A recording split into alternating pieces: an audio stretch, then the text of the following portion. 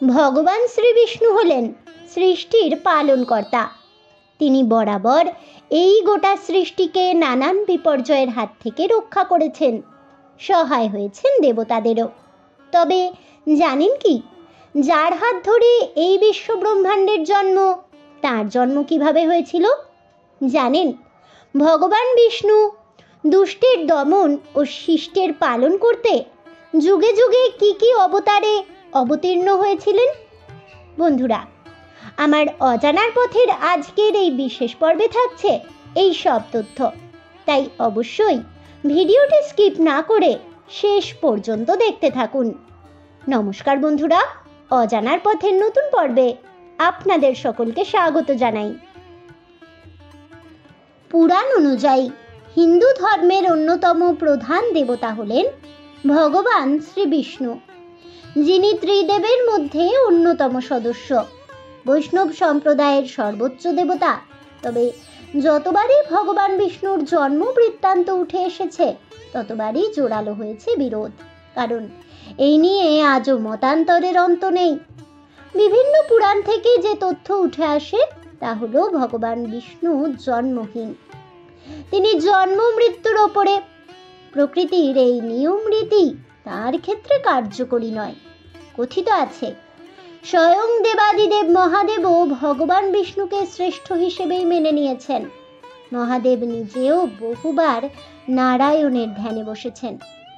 গীতা অনুযায়ী ধর্মের পালন এবং দুষ্টের দমন করতে শ্রীবিষ্ণু বিভিন্ন অবতারে অবতীর্ণ হয়েছেন। ভগবান বিষ্ণু শঙ্খ চক্র গদা পদ্মধারী। পুরাণ মতে ভগবান বিষ্ণু হলেন এই জগৎ সংসারের রক্ষাকর্তা।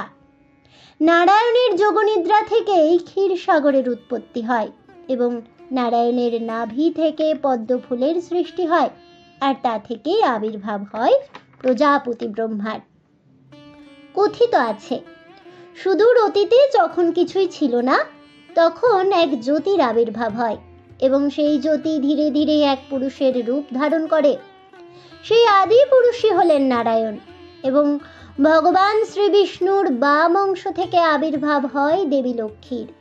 নারায়ণ বলেছিলেন, কোনো পুরুষ নারীকে ছাড়া সম্পূর্ণ হবে না, আর এই সম্পন্নতাই নতুন প্রজন্মের সৃষ্টি করবে।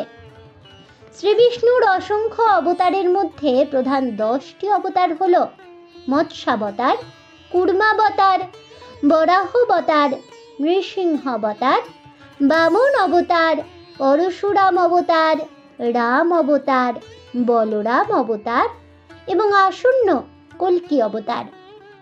মাছ রূপে সত্যযুগে, কচ্ছপ রূপে সত্যযুগে, বন্য শূকর রূপে সত্যযুগে, অর্ধ নরসিংহ রূপে সত্যযুগে, খর্বকায় বামন রূপে ত্রেতা যুগে, পরশুরাম অর্থাৎ কুঠারধারী রামের রূপে ত্রেতা যুগে, অযোধ্যার যুবরাজ ও রাজা রূপে ত্রেতা যুগে, দাপর যুগে অনন্ত নাগের অবতার বলরাম রূপে শ্রীকৃষ্ণের সঙ্গে, কলিযুগে শ্রীবিষ্ণুর নবম অবতার হিসেবে এবং এই ভবিষ্যৎ অবতার কল্কি রূপে কলিযুগের শেষ পর্বে ভগবান বিষ্ণু অবতীর্ণ হবেন বলেই মনে করা হয়।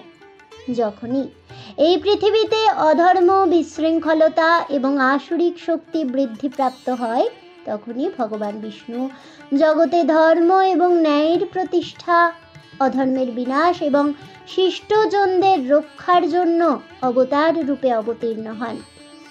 বিষ্ণু শব্দের অর্থ হল সর্বব্যাপ্ত, অর্থাৎ তিনি সবকিছু এবং সবকিছুর ভেতরে পরিব্যাপ্ত আছেন। বলা বাহুল্য, যিনি সর্বত্র সমানভাবে বিরাজমান, যিনি মায়া মোহ মুক্ত, তিনি হলেন ভগবান বিষ্ণু। আজ এ পর্যন্তই। জয় পরম পুরুষ ভগবান শ্রীহরি শ্রী বিষ্ণুর জয় হোক। জয় হোক ভগবান শ্রীকৃষ্ণের। জয় হোক সমস্ত হরি ভক্তগণের।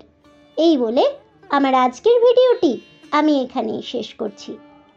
তাহলে বন্ধুরা, ভগবান শ্রীবিষ্ণু বিভিন্ন যুগে কি অবতারে অবতীর্ণ হয়েছেন এবং তার জন্ম সম্পর্কে জানতে পেরে আপনাদের কেমন লাগলো অবশ্যই আমাকে কমেন্টে জানাবেন। ভিডিওটি ভালো লেগে থাকলে লাইক শেয়ার করতে ভুলবেন না। আমার চ্যানেলের নতুন বন্ধু হয়ে থাকলে চ্যানেলটিকে সাবস্ক্রাইব করে দেবেন। পাশে থাকা বেল বাটনটি প্রেস করে রাখবেন নতুন ভিডিওর নোটিফিকেশন পাওয়ার জন্য। দেখা হচ্ছে পরের ভিডিওতে। ততক্ষণ সবাই ভালো থাকুন, সুস্থ থাকুন আর অবশ্যই সঙ্গে থাকুন আর দেখতে থাকুন অজানার পথে।